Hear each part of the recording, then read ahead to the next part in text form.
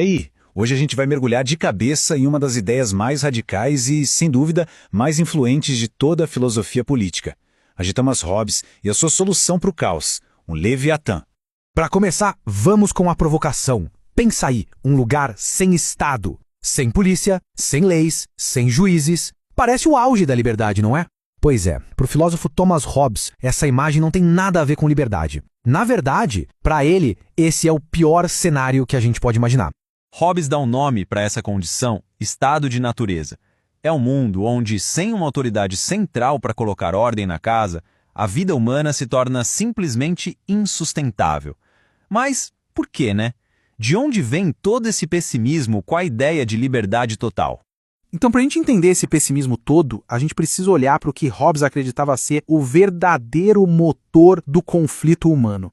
E olha que curioso, para Hobbes, a raiz de todo o problema está justamente na nossa igualdade. Primeiro, ele fala de uma igualdade de força.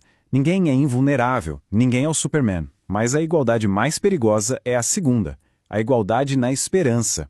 Todos nós desejamos as mesmas coisas: status, recursos, segurança, e o ponto-chave é, todos acreditamos ter o mesmíssimo direito a elas. E essa combinação é uma bomba relógio. Pensa só, se todo mundo quer os mesmos recursos, que são limitados, o resultado só pode ser um: competição constante.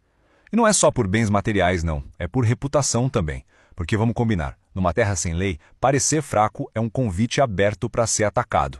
Hobbes resumiu essa condição com uma das suas frases mais famosas: a vida no estado de natureza não é pacífica, é uma guerra perpétua, de cada um contra todo o resto. E esta é a descrição brutalmente honesta de como seria a vida nesse cenário. Sem cooperação, sem segurança, sem progresso. Apenas a luta diária pela sobrevivência. Uma vida solitária, pobre, sórdida, brutal e, claro, curta. Agora, atenção, porque este é o pulo do gato. Hobbes não achava que as pessoas são inerentemente más. O motor dessa guerra toda não é a maldade, é o medo. Um medo constante e, acima de tudo, racional de que os outros ataquem primeiro. Num cenário desses, a atitude mais lógica, infelizmente, é atacar para se proteger. Ok, então se a condição natural da humanidade é esse caos movido pelo medo, como é que se escapa disso?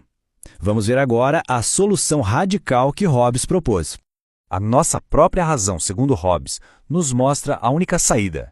Se não existe um poder natural que nos mantém em paz, então nós precisamos criar um poder artificial, mas com uma força colossal. E como se cria esse poder? Através de um contrato social.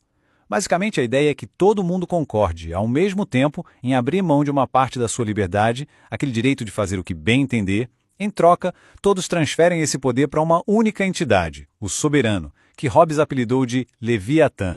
E a missão desse soberano é singular e muito clara: usar todo o poder que lhe foi dado para garantir a paz e a segurança, para proteger as pessoas umas das outras, ou seja, nos proteger do nosso próprio medo. E esta citação resume a lógica de Hobbes perfeitamente. Para ele, o poder em si não é o problema. A disputa pelo poder é que é o problema. Então, ao concentrar todo o poder em um só lugar, a disputa, em teoria, acaba. Mas por que esse poder precisa ser tão grande, tão absoluto? Vamos avançar e entender como Hobbes justifica essa necessidade. A lógica é dura, mas é direta. Um soberano com um poder limitado ou dividido pode ser desafiado. Se ele for desafiado, a disputa pelo poder recomeça, e a sociedade corre o risco de desmoronar de volta para aquela guerra de todos contra todos. Para evitar isso, o poder do Leviatã não pode ter limites. Tem que ser absoluto. E o contraste do antes e depois é gritante, como a gente vê aqui. De um lado, no estado de natureza, conceitos como justiça ou propriedade nem existem. Só o que prevalece é a força e o medo. Do outro lado, na sociedade civil, o Leviatã não apenas garante a segurança, ele cria a possibilidade de existir lei, ordem e propriedade. E este é um ponto fundamental. Para Hobbes, conceitos como justo ou injusto não existem na natureza. Eles são criados pelo soberano. Em outras palavras, a moralidade é uma construção do Estado, uma ferramenta projetada para manter a paz. A teoria de Hobbes não é só uma curiosidade histórica, não. Ela nos deixa com um dilema que ecoa, e muito, até os dias de hoje.